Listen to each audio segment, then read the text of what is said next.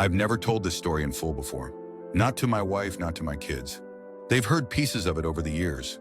Fragments that slipped out during nightmares or on anniversaries when the whiskey loosened what little grip I had left. But the whole thing, start to finish? WWII. Some things you keep buried, not because you want to forget, but because you're afraid no one will believe you. But I'm 98 years old now. What's left to lose? The doctors say I've got months, maybe a year. Before I go, I need to unburden myself of this. This experience that's defined every moment of my life since June 6, 1944.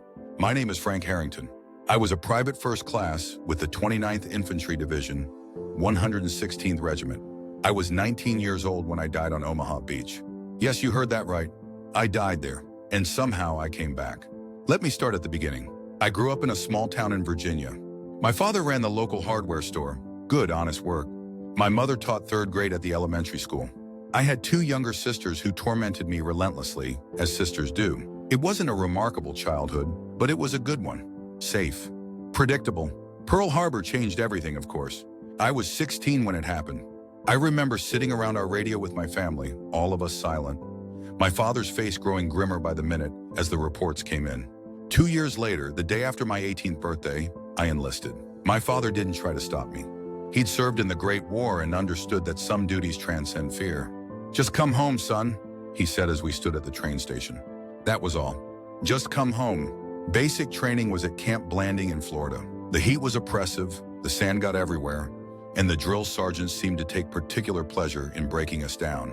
But I was young and full of patriotic fervor, so I threw myself into it. I wasn't the strongest guy there, but I was determined. I made friends quickly. That's always been easy for me. There was Eddie Simmons from Georgia, a farm boy who could outrun all of us but struggled with reading his field manual. Robert Chen, whose parents owned a restaurant in San Francisco and who received letters written in Chinese that none of us could understand, but that made him smile for days. And James O'Malley, a wild Irish kid from Boston who claimed he joined up just to escape an arranged marriage, though none of us believed him. We became a family of sorts, brothers forged in mutual discomfort and shared purpose. We trained together, ate together, sometimes prayed together when the enormity of what lay ahead became too much to bear alone. In early 1944, we shipped out to England. The crossing was miserable. Half the men were seasick, including myself. I spent days leaning over the railing, emptying what little was in my stomach into the gray Atlantic. Eddie laughed at me until he turned green himself. England was a blur of more training, more waiting. The locals were kind but worn down by years of war. Their exhaustion was a sobering preview of what sustained conflict does to the soul. We were fresh-faced and eager. They were tired in a way that sleep couldn't fix. The rumors about the invasion started in April. Nothing concrete, just whispers that grew louder as spring progressed. By May, even the most oblivious among us knew something big was coming. The atmosphere in camp grew tense. Letters home became more frequent, more heartfelt. Men who'd never shown an interest in religion started attending services. I wrote to my parents every week, keeping things light, sharing anecdotes about my friends, complaining about the English weather. I didn't want them to worry. In my last letter before D-Day, I asked my mother to send me more socks and told my father that I'd been thinking about joining him at the hardware store after the war. I never mentioned that I sometimes woke up gasping from dreams of drowning, or that I'd started carrying a small Bible in my breast pocket, not out of any deep faith, but as a talisman against what was coming. The night before the invasion, no one slept. We cleaned our weapons, checked our gear, played cards, wrote letters. I sat with Eddie, Robert, and James, and we made absurd promises to each other. We'd all meet up in Paris once it was liberated. We'd go fishing in the Seine. We'd find French girls to teach us the language. We knew even then that these were unlikely fantasies, but they gave us something to hold on to. Lieutenant Peterson gathered us all before we boarded the transport ships. He was a good officer, stern but fair, the kind who led from the front. "Men," he said, "tomorrow you're going to be part of history. The free world is counting on you. Remember your training, watch out for each other, and for God's sake, keep moving up that beach." It started to rain as we boarded the ships. A cold, penetrating June rain that seemed to find every gap in our gear. We were packed in tight, hundreds of men sardined together, the air thick with cigarette smoke, sweat, and fear. I managed to find a corner where I could sit with my back against the bulkhead. I took out the small photo I carried of my family, my parents and sisters on the front porch of our house. all squinting in the summer sun. I studied their faces, memorizing details I already knew by heart. The way my mother's hand rested on my youngest sister's shoulder, the slight tilt to my father's hat, the missing button on my middle sister's dress. "You gonna make it through this, Harrington?" It was James sliding down next to me. I tucked the photo away. "Sure I am. Got plans to see Paris, remember?" He grinned, but it didn't reach his eyes. I'm thinking more about that French wine than the fishing, to be honest. We sat in silence for a while, listening to the engines, the waves, the murmured conversations around us. "You scared?" I finally asked him. James looked at me, all pretense gone. Terrified. "You?" "Yeah," I admitted.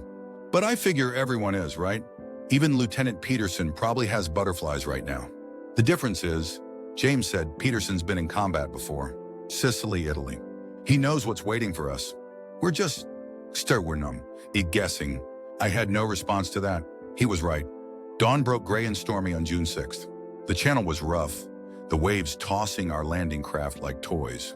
The men around me were pale, some praying, some vomiting from seasickness or fear or both. I gripped my rifle so tightly my knuckles went white. The naval bombardment had started, a distant thunder that vibrated through the hull of our craft. The air smelled of salt and diesel fuel, and something metallic that I later recognized as fear. 30 seconds. The coxswain shouted over the roar of the engines and the pounding surf. Eddie, who was at the front near the ramp, turned back to look at me. He gave me a nod that I returned. "No words needed. God be with us," someone near me whispered. Then the ramp dropped and hell opened before us. The first men out didn't even make it into the water. German machine gun fire cut them down as they stood silhouetted against the morning sky. The sea around the ramp turned red almost instantly. "Move! Move! Move!" Lieutenant Peterson was shouting, pushing forward. I followed, jumping into water that was deeper than expected. It came up to my chest, icy cold despite the June date. The weight of my gear tried to drag me under, but adrenaline kept me moving forward. All around me, men were struggling, some sinking beneath waves turned crimson, some pushing forward with grim determination. The noise was overwhelming. The crack of rifle fire, the sustained chatter of machine guns, the whistle and boom of mortars, the shouts and screams of men. Above it all, sergeants and officers bellowed orders that were impossible to follow in the chaos. I made it to the beach somehow, dropping to my knees behind a metal obstacle the Germans had placed to impede landing craft. My hands were shaking so badly I could barely hold my rifle. 20 yards to my right, I saw Robert taking cover behind a similar obstacle. He caught my eye and pointed up the beach where small clusters of men were gathering behind whatever protection they could find. We had to move. The tide was coming in, and these obstacles would soon be underwater. More importantly, we were still in the kill zone, too close to the water's edge. I gave Robert a nod and prepared to run. But just as I tensed to move, a mortar round hit nearby, sending a spray of sand and shrapnel into the air. When my vision cleared, Robert was gone. Where he had been, there was only disturbed sand and a dark smear. Time seemed to stretch and compress in strange ways after that. I remember running, falling, crawling.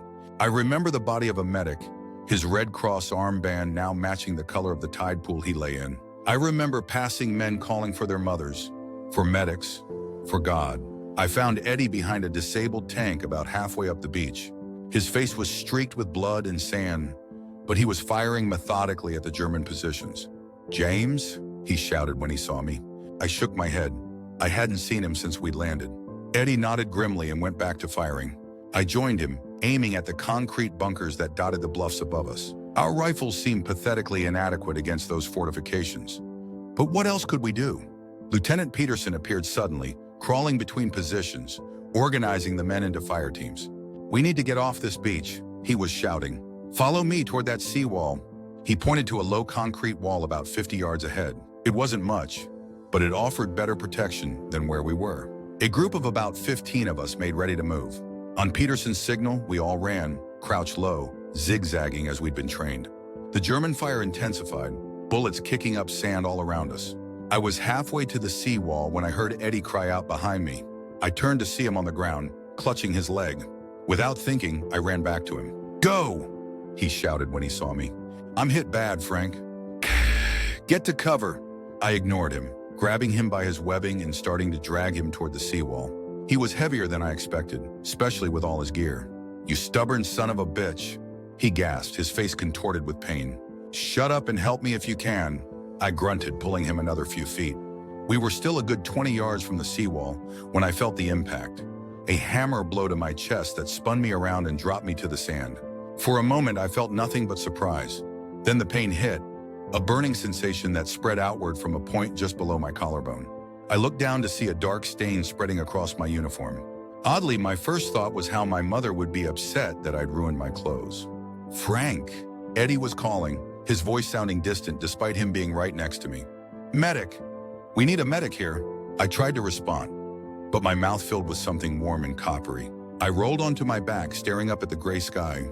The sounds of battle seemed to be receding, as if someone was slowly turning down a radio. Eddie's face appeared above me, his features taut with fear. "Stay with me, buddy. Help's coming." But we both knew that was a lie. Medics couldn't reach us here, exposed as we were. I wanted to tell him to go, to save himself, but I couldn't form the words. My chest felt heavy, as if someone was sitting on it. Each breath was a struggle, and each one brought a fresh wave of pain. Eddie was still talking, but I couldn't make out the words anymore. The sky above him seemed to be darkening at the edges, like an old photograph burning from the outside in. I thought of my family then, of my father's simple request, "Just come home, son." I wasn't going to be able to keep that promise. The last thing I remember seeing was a seagull, incongruously peaceful, gliding above the chaos of the beach. Then the darkness at the edges of my vision rushed in, and everything went black. What came next is difficult to describe. Not because I don't remember it.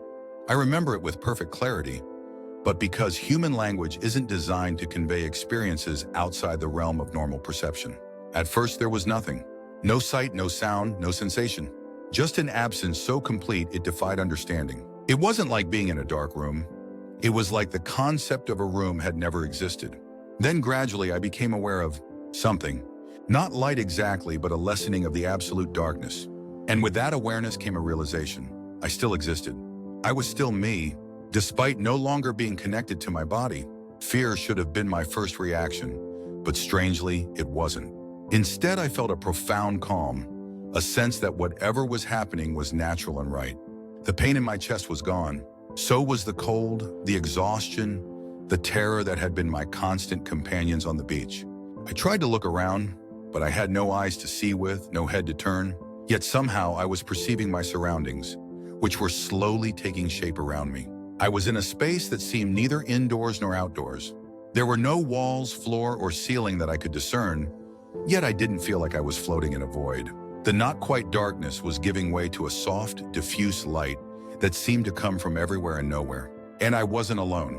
They appeared gradually, like photographs developing, figures that started as indistinct shapes and slowly gained definition.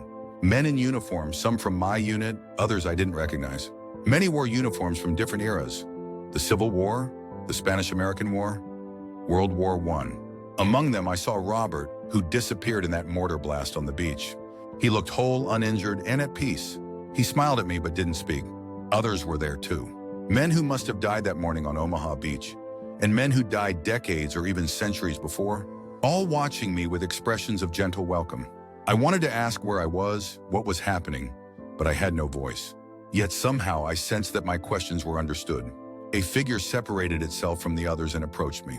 As it drew nearer, I recognized Lieutenant Michael Collins, who'd been killed during a training exercise in England 3 months earlier. I'd known him only slightly. He was an officer in another company.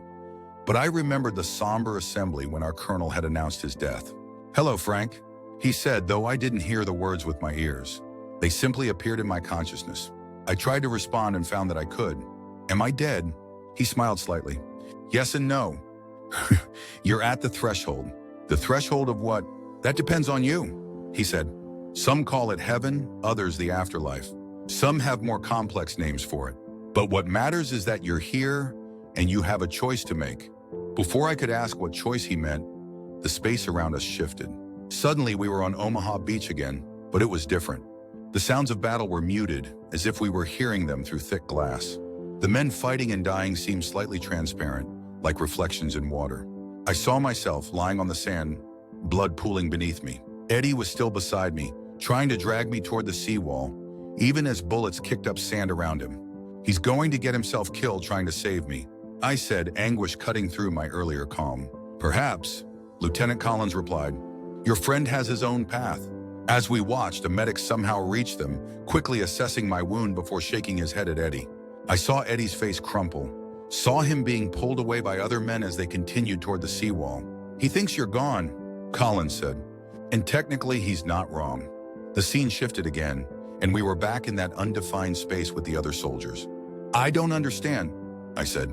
"If I'm dead, why am I here? Why aren't I moving on or whatever happens next?" "Because your journey isn't finished," came another voice, this one unfamiliar. A new figure was approaching, but this one was different from the others. It wasn't a soldier, and it didn't appear entirely human. It was humanoid in shape, but seemed composed of light rather than flesh. As it drew closer, I found I couldn't focus on it directly. My perception slid away, as if my mind couldn't quite process what I was seeing. "Who are you?" I asked. The being didn't answer my question directly. Instead, it said, "You've lived 19 years, Frank Harrington. A brief time, but not without purpose. You've known love, family love, friendship, the beginnings of romantic love with that girl back home." Images flashed through my mind.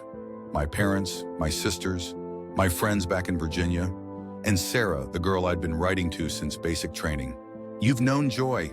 The being continued, and I saw myself laughing with Eddie and the others. Felt the pride of completing basic training, remembered the exhilaration of my first solo drive in my father's truck. "You've known sorrow."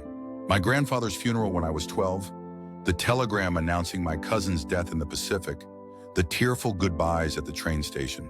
"And you've known fear." The beach, the bullets, the blood. "These experiences have shaped you," the being said. "But they are only the beginning of what you could know, what you could become." "What does that mean?" I asked. "It means you have a choice," Lieutenant Collins interjected. "We all did, those of us who remain here." I looked around at the assembled soldiers, understanding dawning.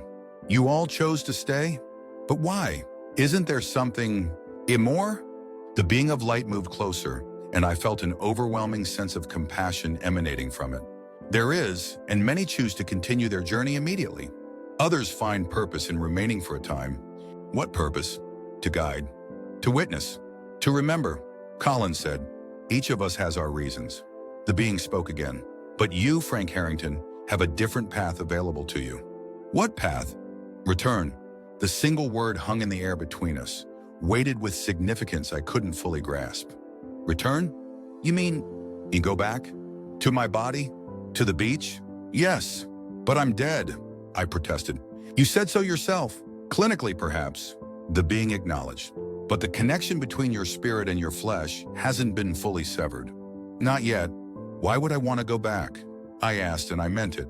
Here in this place there was peace, an absence of pain and fear. The thought of returning to the horror of Omaha Beach was almost unbearable. "That," said the being, "is something you must decide for yourself." Suddenly we were no longer in that undefined space. Instead, I found myself in what seemed to be a vast library or repository. All around me were what looked like windows or screens, each showing a different scene. In one, I saw Eddie surviving the war, returning home, marrying, having children, but always carrying a shadow of guilt for not saving me. In another, I saw my parents receiving the telegram announcing my death. My mother collapsed, my father caught her, his own face a mask of grief. In others, I saw the progression of the war, the liberation of Europe, the defeat of the Nazis, the rebuilding that followed. History unfolds with or without any single individual, the being said. And yet each individual shapes that history in ways both seen and unseen. "Are you showing me these things to make me feel guilty?" I asked, watching my sisters weeping at what must have been my funeral. "To manipulate me into going back?" "No," the being said gently. "I'm showing you context for your choice. There is no right or wrong decision here, Frank. Some who are offered the chance to return decline it, knowing their time has truly come. Others choose to go back, feeling their work remains unfinished." I turned away from the painful images of my family's grief. If I go back, what happens? Do I just wake up on the beach? The return is not without cost, the being warned. The body you left is badly damaged. Returning to it means returning to pain, to a difficult recovery. And you would carry the memory of this place with you, a burden in its own way, as few will understand or believe what you've experienced. And if I choose to stay, then your journey continues from here. You can remain for a time as these others have. It gestured to the assembled soldiers. or you can move on to what comes next. Which is what? The being seemed to shimmer slightly. That I cannot reveal. Each soul must discover it for themselves when their time comes. I felt torn in a way I'd never experienced before. Part of me yearned to stay in this peaceful place, free from pain and fear. Another part thought of my family, of Eddie, of the life I'd barely begun to live. Can I have time to think about this? I asked. Time works differently here, the being replied. Take what you need. I don't know how long I contemplated my choice. It could have been minutes or years. I moved through that strange space, sometimes alone, sometimes accompanied by Lieutenant Collins or other soldiers who shared their own stories of death and decision. I saw more visions, possible futures if I returned, the progress of the world if I didn't. I felt the pull of both paths, the competing desires to rest and to continue. And gradually I came to understand that this choice wasn't really about living or dying in the conventional sense. It was about purpose, about the nature of my journey and what I still had to contribute. When I finally returned to the being of light, I think it already knew my decision. I want to go back, I said. The being seemed to nod, though it had no discernible head. May I ask why? I considered this. Because I'm not finished. Because there are things I still need to do. People I still need to love. And because I hesitated, struggling to articulate a feeling more than a thought. Because I think I'm meant to remember this place, to carry what I've learned here back into the world. And what have you learned, Frank Harrington? I looked around at the assembled soldiers, at the glimpses of history and possibility, at the serene radiance of the being before me. That death isn't the end, I said slowly. That we're all connected in ways we can't see from the other side. That love continues. That nothing, no sacrifice, no act of courage, no moment of kindness is ever truly lost. The being seemed to grow brighter. Those are worthy lessons to carry back. Will I remember them? I asked suddenly, afraid that this experience would fade like a dream upon waking. You will remember,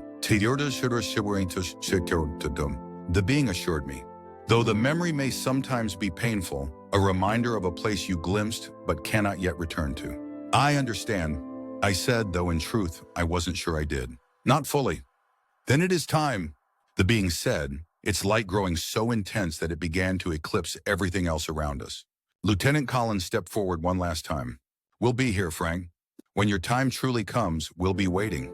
I wanted to thank him, to say goodbye to him and the others. But the light was overwhelming now, consuming my consciousness. The last thing I heard before everything dissolved was the being's voice, no longer coming from an external source but resonating within me. Remember, Frank. Remember and tell them. There is more. There is always more. Then came the pain. It crashed over me like a wave, radiating from my chest and spreading throughout my body. The peaceful detachment I'd felt in that other place was gone, replaced by the harsh reality of damaged flesh and spilled blood. I gasped, choking on something in my throat. Hands were on me immediately, voices shouting words I couldn't understand through the roaring in my ears. He's back. I've got a pulse. Hold him down. Don't let him tear the IV. Christ, it's a miracle. He was gone. He was definitely gone. I forced my eyes open, the light stabbing painfully after the gentle radiance of where. The memory was already trying to slip away, like water through cupped hands. A face came into focus above me. A medic, his helmet marked with a red cross, his features tight with concentration and disbelief. You're on a hospital ship, son, he said when he saw my eyes open. You took a bad one through the lung. By all rights, you should be dead. I tried to speak, but something was in my throat. A tube, I realized dimly. Don't try to talk, the medic instructed. You're intubated. Just rest. You're going to need surgery once we get you stabilized. Rest. Yes, I was so tired. The pain was receding as something cold entered my veins. Morphine, probably.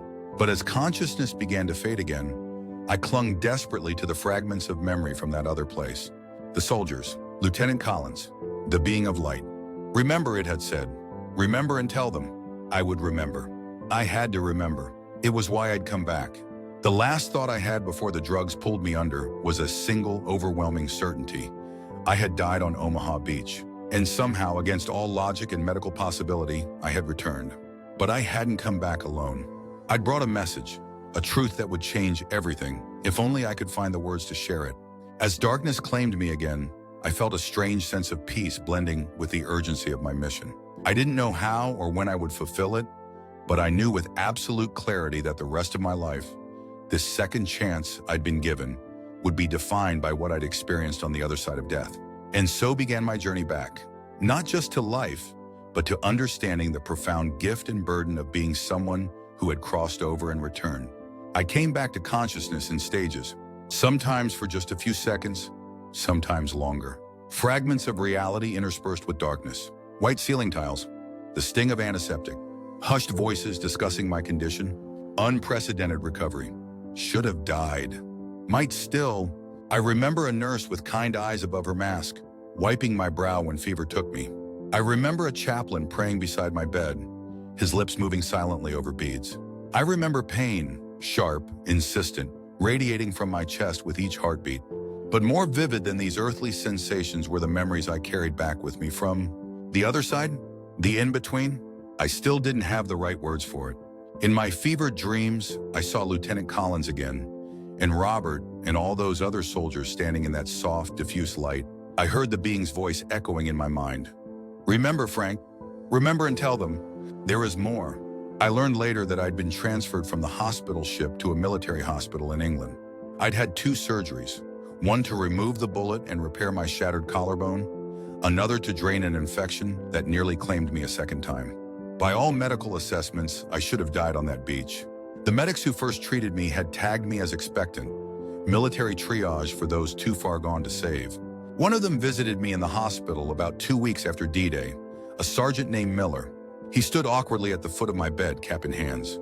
They told me you were asking about what happened, he said. Figure I owe you the straight story. I nodded, still too weak to speak much. You were gone, son. No pulse for at least 3 minutes. We were swamped with casualties, had to move on to those we could save. He looked down, twisting his cap. Then just as we were moving another wounded man nearby, you gasped, started fighting for air. Never seen anything like it. Was anyone else with me? I managed to ask. On the beach? Your buddy wouldn't leave you even when we told him you were gone. Had to practically drag him away when the Germans started dropping mortars on our position. Eddie, I whispered. Yeah, that sounds right. He took one in the leg, but not too bad. Last I heard, he was recovering in another ward. I wanted to ask more, but exhaustion claimed me again. The next time I woke, a doctor was checking my chart. Ah, Private Harrington. Good to see those eyes open. I'm Major Brennan. He shone a light in my eyes, checking my pupils. You're quite the talk of the hospital, you know. Our miracle patient. I tried to smile, but it felt more like a grimace. When can I see Eddie Simmons? He was brought in with a leg wound. The doctor's expression shifted, almost imperceptibly. Let's focus on getting you stronger first. You've got a long recovery ahead. But I knew. Something in his face told me. He didn't make it, did he? Major Brennan sighed, setting down his clipboard. Private Simmons survived his initial injuries, but gangrene set in. We tried to save him, but he shook his head. I'm sorry. He passed 3 days ago. The news hit me like another bullet. Eddie, who had tried to save me on that beach. Eddie, who had survived only to die in a hospital bed while I, clinically dead for minutes, somehow lived. The unfairness of it crushed me. Was he awake at all? I asked. Did he know I survived? Yes to both. In fact, he asked about you often. Seemed to find great comfort in knowing you'd made it. The doctor placed a hand briefly on my shoulder. He left something for you. I'll have a nurse bring it by later. That afternoon, a nurse delivered a sealed envelope. Inside was a hastily scrawled note. Frank, they tell me you're gonna pull through. Guess all that praying I did worked. Doc says my leg isn't looking too good, but don't worry about me. Just knowing you made it is enough. Remember our pact about Paris? Guess you'll have to drink enough wine for both of us. When you get home, look up my folks in Macon and tell them I wasn't scared. That's important to me. I wasn't scared at the end. Eddie, I stared at the note until the words blurred. Eddie wasn't scared at the end. But how could he know that? How could anyone know what waits in those final moments? I knew. I had been there in return. And now I carried the burden of that knowledge while Eddie had gone on to discover the truth for himself. For the first time since awakening in the hospital, I wept. Not just for Eddie, but for Robert and James and all the others who had crossed over permanently while I had been sent back. The nurse found me like that, tears streaming down my face. Eddie's note clutched in my hand. Oh dear, she said softly, sitting beside my bed. Her name was Margaret, a no-nonsense Englishwoman with steady hands and a surprisingly gentle touch. "It's the letter from your friend, isn't it? I'm so sorry." I nodded, unable to explain the complex tangle of grief, guilt, and responsibility I felt. "You know," she said after a moment, "I've been a nurse since before this war started. Seen more death than anyone should." She paused, carefully choosing her words. "Sometimes patients say things before they go. See things. Your friend Eddie was peaceful at the end. Said he could see his grandfather waiting for him."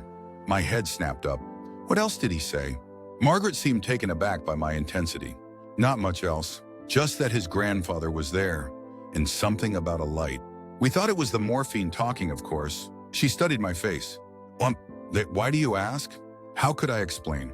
That I recognized what Eddie had seen in his final moments? That I had been in that place between life and death and had spoken with souls waiting there? "No reason," I said instead.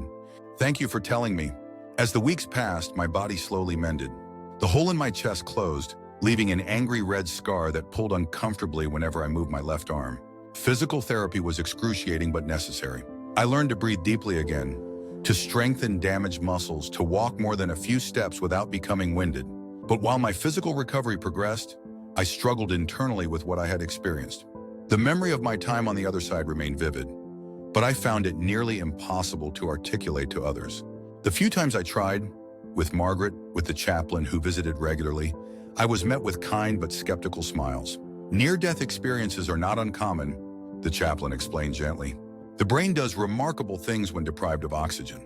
Many find comfort in such visions." "It wasn't a vision," I insisted. "It was real. More real than this hospital, this bed, this conversation." He patted my hand. "Of course it felt that way, my son. Faith gives us glimpses of what lies beyond. But we must be careful not to confuse spiritual metaphors with literal truth." I stopped trying to explain after that, but I didn't stop remembering. Every night, I replayed my conversation with the being of light, trying to understand the message I was meant to carry back. Remember and tell them, there is more. More what? More life after death? More purpose to our existence? More connection between souls than we realize? All of those things, perhaps. But how was I, a 19-year-old farm boy from Virginia with an 8th grade education, supposed to convey something so profound? In August, 2 months after D-Day, I was deemed well enough to be shipped back to the States. The war in Europe continued without me. The invasion had succeeded, though at a terrible cost. Allied forces were pushing through France, and everyone spoke hopefully of being home by Christmas, a hope that would prove tragically optimistic. The crossing back to America was much different than the journey to England had been. I was on a hospital ship, the Queen Mary, which had been converted to transport wounded soldiers home. The atmosphere was somber but tinged with relief. We were going home, even if some of us were returning with fewer limbs or damaged minds. I spent much of the voyage on deck, wrapped in blankets against the Atlantic chill, staring at the horizon. My thoughts were often with Eddie, Robert, James, and all the others who would never make this journey. I wondered if they were watching somehow from that place of light. I wondered if Lieutenant Collins was guiding other newly fallen soldiers, as he had guided me. More than anything, I wondered why I had been sent back when so many others weren't. The being had said the choice was mine, but was that really true? Or had I been selected for this mission? Long before I understood what was happening, we docked in New York Harbor on a misty September morning. As the ship drew closer to land, a collective murmur went through the wounded men gathered on deck. There she was, the Statue of Liberty emerging from the fog like a welcoming mother. Grown men wept openly at the sight. I felt my own throat tighten, but for complex reasons. Yes, I was grateful to be home. But I also knew I was returning as someone fundamentally changed, carrying an invisible burden that set me apart from everyone I would encounter. From New York, we were dispersed to military hospitals closer to our hometowns. I was sent to a recovery facility in Richmond, Virginia, just 2 hours from my family's home. My parents were notified of my arrival, and they came the very next day, my sisters in tow.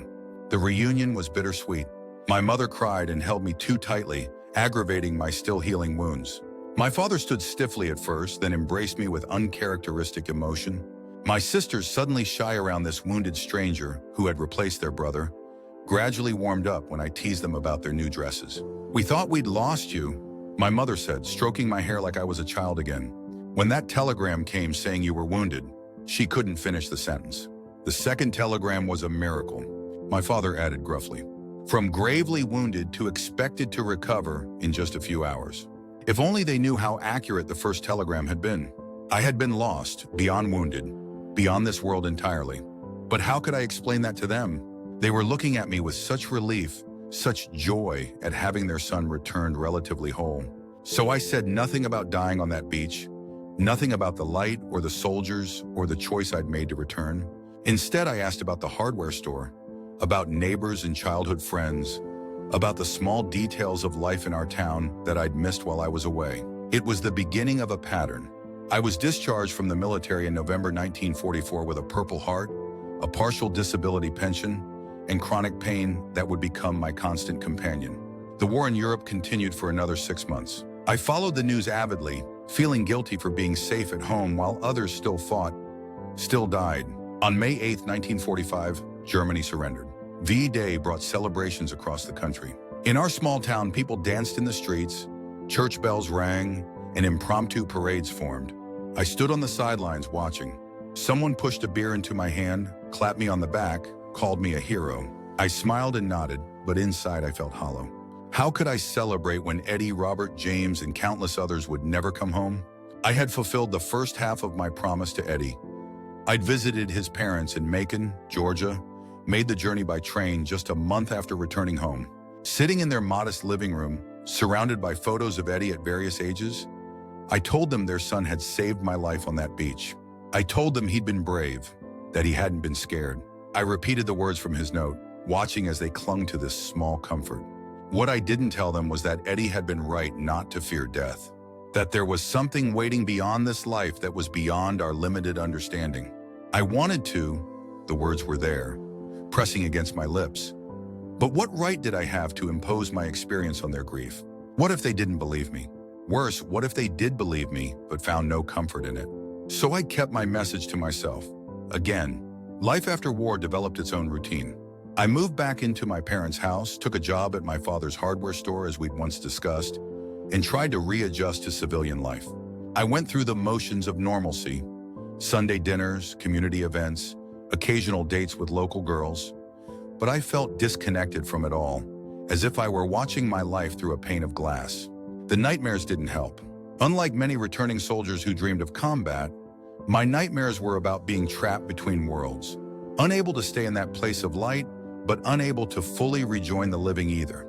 I would wake gasping, my chest burning where the bullet had torn through, tears on my face. My mother heard me one night and came to my room, concern etched on her face. "Frank, honey, you were calling out in your sleep." I sat up, embarrassed. "Sorry, Mom. Just a bad dream." She sat on the edge of my bed, just as she had when I was a child. "You've been different since you came home. Not just the injury." She hesitated. "Something happened over there, didn't it? Something you're not telling us." For a moment, I considered unburdening myself, sharing the incredible truth I'd been carrying alone for months. But looking at my mother's tired face, the worry lines that hadn't been there before the war, I couldn't do it. "Just the usual, Mom. War changes a man." "You know that." She nodded, unconvinced but unwilling to press. "Your father and I were here if you ever want to talk." She kissed my forehead. "Try to get some sleep now." Sleep didn't come. Instead, I lay awake wrestling with my failure. "Remember and tell them," the being had said. But how could I tell anyone when the words seemed so inadequate? When I feared being dismissed as delusional or, worse, pitied? The turning point came unexpectedly, nearly a year after my return. I had taken to visiting the local library, finding solace in quiet rows of books where no one expected me to make small talk. One afternoon in the reference section, I came across a medical journal with an article about resuscitation cases. Curious, I began to read. The article discussed several cases where patients had been clinically dead, no heartbeat, no respiration, before being revived. Many reported experiences remarkably similar to mine, a sensation of leaving their bodies, encountering deceased loved ones, perceiving a light or luminous being, and feeling overwhelming peace. The author, a doctor, Raymond Moody, approached the subject with scientific curiosity rather than dismissal. I read the article 3 times, my hands shaking. I wasn't alone. Others had crossed over in return. Others carried the same memories, the same certainty that what they had experienced was real. At the end of the article was Dr. Moody's address at the university where he conducted his research. That evening, I wrote him a letter, pouring out my experience in detail for the first time. I described the beach, the bullet, the darkness followed by light. I recounted my conversations with Lieutenant Collins and the being, the choice I'd been given, and the message I'd been struggling to convey. Writing it all down was cathartic. Even if Dr. Moody dismissed my account or never replied, the act of articulating my experience had broken something open inside me. The words that had been so elusive came flowing out, page after page of testimony that felt both deeply personal and somehow universal. 2 weeks later, I received a response. Dr. Moody not only believed me, but asked if I would be willing to be interviewed for a book he was writing about near-death experiences. He had collected dozens of similar accounts, he said, and was developing a theory that such experiences weren't hallucinations, but glimpses of an authentic metaphysical reality. Our subsequent correspondence and eventual meeting changed the course of my life. For the first time, I spoke openly about dying and returning, about the soldiers waiting between worlds, about the profound message I'd been given. And Dr. Moody listened without judgment, with genuine interest and respect. When his book was published in 1947, I was case study number 17. My name changed to protect my privacy. But seeing my experience in print, set alongside others who had similar journeys, validated what I had known all along. What happened to me on Omaha Beach was real. The burden I'd been carrying began to lighten. I started speaking about my experience cautiously at first, to select individuals who seemed open to such possibilities. A widowed neighbor who'd lost her son at Guadalcanal, a fellow veteran who confided that he'd had a similar experience after being wounded in the Ardennes, the young minister who took over our church after old Reverend Gaines retired. Their reactions varied. Some were skeptical but respectful. Some were visibly uncomfortable. But others, more than I expected, responded with recognition and relief, as if I'd articulated something they had sensed but couldn't express. I felt him with me after he died. The widowed neighbor confessed. Everyone said it was just grief, but I knew better. Now I understand what I was feeling. Gradually, my circle of confidants expanded. I began receiving letters from people who had read Dr. Moody's book and tracked me down through mutual connections. Many had their own stories of crossing over and returning. Others were grieving loved ones and found comfort in my description of what awaited on the other side. I answered every letter, though it often took me weeks. My 8th grade education hadn't prepared me for this kind of correspondence, and I agonized over finding the right words. But I persevered, feeling for the first time that I was fulfilling the purpose for which I'd been sent back. Not everyone was supportive. My father, when I finally told him, listened in uncomfortable silence before changing the subject to inventory issues at the store. He never brought it up again. Several former friends stopped coming around, uncomfortable with what they viewed as morbid obsession or, worse, heresy. The local minister visited our home specifically to warn me about dabbling in spiritualism, citing biblical prohibitions against communicating with the dead. I tried to explain that I wasn't conducting seances or claiming psychic powers. I was simply sharing what I had personally experienced. But he remained unconvinced. The devil can appear as an angel of light, he warned before leaving. Be careful you're not leading others astray. His words troubled me deeply. Was it possible I had been deceived? That the light, the peace, the profound love I had felt were somehow malevolent illusions? I spent several sleepless nights wrestling with this question, re-examining every detail of my experience for any hint of deception or darkness. In the end, I returned to the fundamental truth that had sustained me. The place I had visited was saturated with love, genuine, unconditional love, unlike anything I had experienced on earth.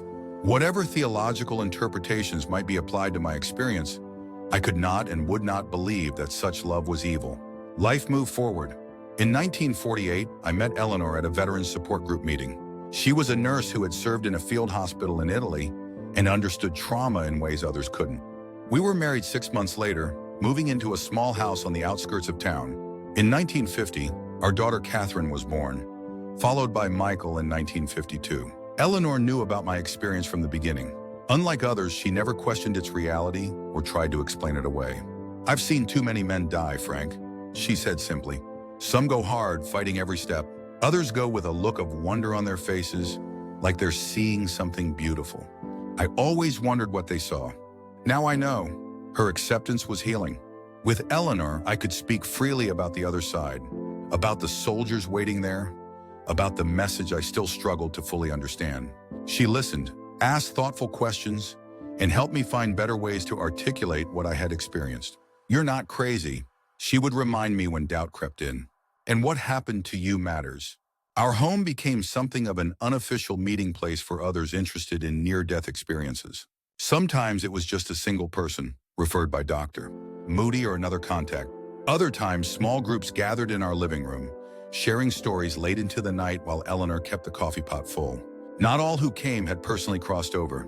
Many were simply seeking understanding or comfort after losing loved ones. A mother whose son had died in Korea, a man whose wife succumbed to cancer, a child just 12 years old who had lost both parents in a car accident and was being raised by grandparents who couldn't answer her questions about where her mother and father had gone. To each I offered what I could. My experience, unvarnished and unembellished, and the simple truth that had been revealed to me. There is more, I would tell them. Death is not the end of the story. Love continues. Connection continues. And whatever awaits us is beyond the fear and pain of this world. Some found peace in these words. Others remained skeptical but expressed gratitude for the perspective. I never claimed to have all the answers. How could I, when my own glimpse had been so brief, my understanding still so limited? But I offered what I had seen and felt, and for many, it was enough. The hardware store passed to me when my father retired in 1955. I ran it dutifully, finding unexpected satisfaction in the straightforward problems of inventory and customer service. The store provided stability and normalcy to balance the increasingly unusual aspects of my life. By day, I was Frank Harrington, hardware store owner, husband, father of two, Little League coach, and church deacon. Conventional, unremarkable, one of many veterans trying to build a quiet post-war life. By night, especially on weekends when visitors came, I was something else. A reluctant witness to what lay beyond. A messenger trying to faithfully convey what I had experienced. A bridge between worlds for those who needed one. This dual existence wasn't always easy to maintain. There were whispers in town, of course. Frank Harrington and his strange gatherings. Frank, who claimed to have died and come back. Some dismissed it as a harmless eccentricity. Others viewed it more darkly, an unhealthy fixation resulting from war trauma. I learned to live with the whispers. The work, for that's how I came to see it, was too important to abandon because of social discomfort. Each person who found comfort or understanding through my testimony confirmed that I was fulfilling the purpose for which I'd been sent back. The children knew about my experience, of course. We never hid it from them, though we were careful to introduce the concept gradually in age-appropriate ways. By the time they were teenagers, they had heard my full story many times and had grown up with a steady stream of visitors seeking insight into the afterlife. Their reactions differed in ways that reflected their personalities. Catherine, thoughtful and spiritual from an early age, embraced the reality of my experience without question. She often sat quietly during our gatherings, absorbing everything, occasionally asking penetrating questions that revealed a deep understanding of the implications. Michael was more skeptical, more scientifically minded. But how do you know it wasn't just your brain creating images as it shut down? He would challenge. Couldn't the light, the tunnel, the beings all be interpretations of neurological events? I welcomed his questions, never insisting that he accept my interpretation. I don't have scientific proof, I would acknowledge. I only have my experience and the absolute certainty it left me with. You have to decide for yourself what that means. Both children grew up with a relationship to death that was unusual for Americans in the mid-20th century. They didn't fear it the way their peers did. They understood it as a transition rather than an ending. This perspective would serve Catherine well when she became a hospice nurse, using her unique understanding to comfort the dying and their families. Michael's path was different. His scientific inclinations led him to medical school and eventually to neurosurgery. I worried sometimes that his profession would cement his skepticism, that he would reduce all spiritual experiences to brain chemistry and electrical impulses. But the opposite occurred. The more he learned about the incredible complexity of the human brain, the more open he became to the possibility that consciousness might transcend physical processes. The brain is like a receiver, he told me once, years into his practice. It doesn't generate consciousness so much as it channels it. And if that's true, then consciousness could theoretically continue when the receiver's turned off. It was the closest he ever came to explicitly endorsing my experience, and it meant more to me than he could know. Life has a way of moving forward, regardless of our profound experiences or inner certainties. The years passed, bringing changes both expected and surprising.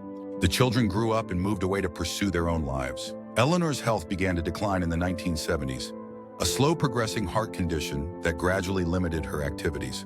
Through it all, I continued sharing my testimony when opportunities arose, though the nature of this work evolved over time. What had begun as informal gatherings in our living room eventually became more structured.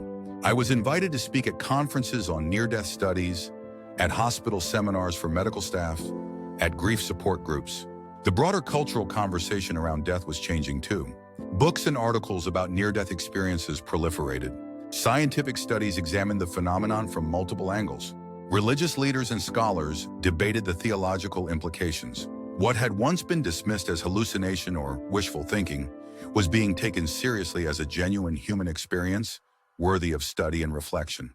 I watched these developments with mixed emotions. On one hand, I was grateful that people like me no longer had to bear their experiences in isolation or fear being dismissed as delusional. On the other hand, I worried about sensationalism, about the commercialization of something so sacred, about the way some individuals claimed special knowledge or powers based on their near-death experiences. I never want to profit from this.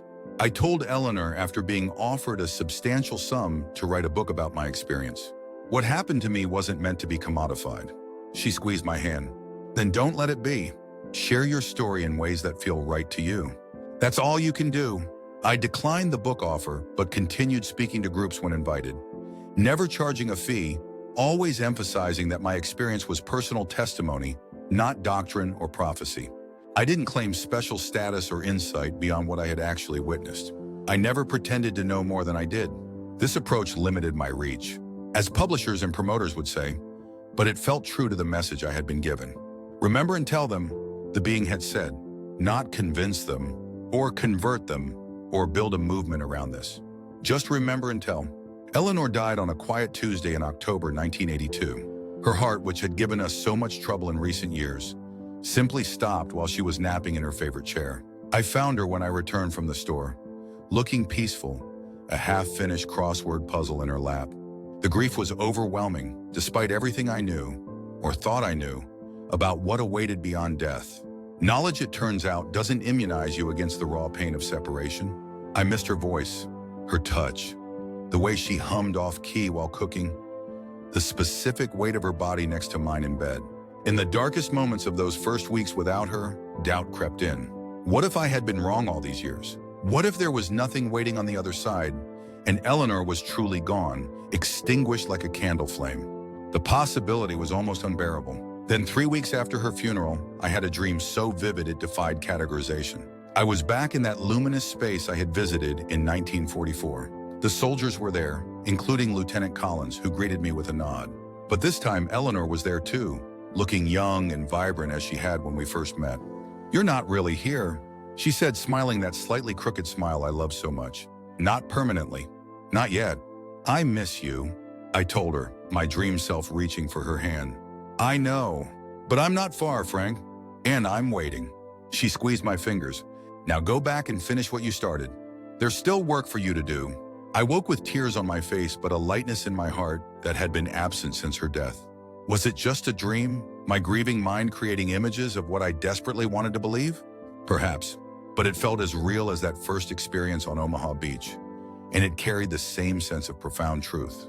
The dream, or visitation, renewed my sense of purpose. I had been sliding toward isolation, declining speaking invitations, avoiding the community that had formed around near-death experiences. Now I re-engaged, motivated by the conviction that Eleanor would want me to continue the work we had shared for so many years. Catherine moved back to town to help me adjust to life alone, bringing her husband and their 2 young children. Having family nearby was healing. The grandchildren especially were a balm to my grief, their energy and curiosity pulling me back into the present moment when memories threatened to overwhelm me. In 1985, at Catherine's urging, I agreed to be filmed for a documentary about near-death experiences. The production team came to our home, setting up lights and cameras in the living room where so many conversations about the afterlife had taken place over the decades. I was nervous at first, conscious of the camera in a way I never was during ordinary conversations. But the interviewer, a thoughtful woman named Sarah who had nearly died during childbirth, knew how to set me at ease. Her questions were gentle but thorough, exploring not just what I had experienced, but how it had shaped my life in the 40 years since. Do you ever regret coming back? She asked toward the end of our conversation. Given the choice again, would you still choose to return? It was a profound question, one I had asked myself many times over the years. There had been moments when the pain in my chest was unbearable, when nightmares jerked me from sleep, when I faced skepticism or outright hostility for sharing my experience, when I wondered if I had made the right choice on that distant beach. No regrets, I said after a long pause. Coming back meant pain, yes. Physical pain, emotional struggles, the burden of carrying a truth that many aren't ready to hear. But it also meant loving Eleanor for 34 years. It meant Catherine and Michael and now my grandchildren. It meant the privilege of sitting with people in their grief and offering whatever comfort my experience could provide. I looked directly into the camera, suddenly feeling the weight of all who might eventually watch this footage. If you're asking whether I believe life is worth living, even with all its hardships, my answer is yes. Emphatically yes. Because every moment here, every joy, every sorrow, every connection is part of something larger than we can comprehend. That's what I brought back with me from the other side. The certainty that there is more. The documentary aired on public television the following year. The response was humbling. Hundreds of letters from viewers who had found resonance in my story. Some shared their own near-death experiences. Others wrote about losing loved ones and finding comfort in the possibility of reunion.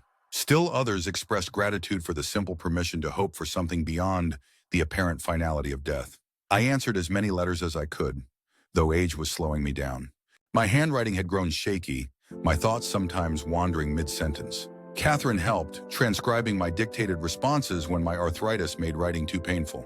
Time continued its inevitable march. Friends died. Contemporaries faded. I sold the hardware store in 1990, finally fully retiring at age 65. My world gradually contracted to the comfortable confines of home, church, and the senior center where I played chess on Thursdays with other veterans. But even as my physical capabilities diminished, my conviction about what I had experienced never wavered. If anything, it grew stronger. Each passing year brought me closer to that threshold I had crossed briefly in 1944, and the prospect filled me not with dread, but with quiet anticipation. That's not to say I was in a hurry to die. I wanted to see my grandchildren grow up, to meet their children if possible. I still found joy in small pleasures. A cup of coffee on the porch at dawn, the cardinal that visited my bird feeder, the weekly phone calls from Michael updating me on his research and his family. Mostly, though, I wanted to be certain I had fulfilled the purpose for which I'd been sent back. Had I remembered faithfully? Had I told the message clearly enough? Had I reached those who needed to hear it? These questions became more pressing as I entered my 90s, and my health began its final decline. A heart attack at 92 left me weaker, more dependent on Catherine's daily visits. Cancer followed at 95. A slow-growing type that the doctors said would eventually take me, but might give me several more years. You've had quite a life, Mr. Harrington, my oncologist remarked during a checkup. Not many men from your generation still with us, especially D-Day veterans. I've been living on borrowed time since 1944, I replied. Everything since then has been a gift. He looked at me curiously. That's an unusual perspective. I died on that beach, doctor. I was past caring about how such statements might be received. Medically dead for several minutes. Saw things on the other side that changed me forever. To his credit, he didn't dismiss me or change the subject. I've heard similar accounts from patients over the years, he said thoughtfully. Always wondered what to make of them. What do you make of them? I asked. He considered this. I'm trained to think in terms of oxygen deprivation, neurotransmitters, hallucinations produced by a brain in crisis. He paused. But that explanation has never felt completely satisfying. There's a consistency to these experiences that's hard to explain away. There is, I agreed.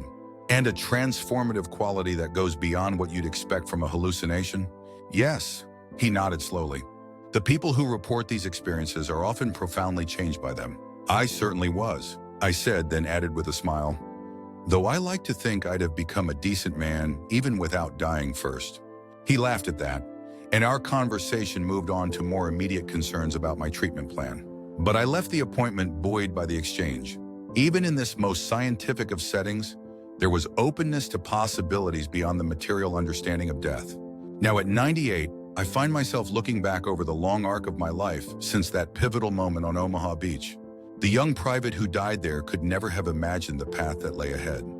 The love found and lost, the family created, the countless conversations about what waits beyond the veil of mortality. Has it been enough?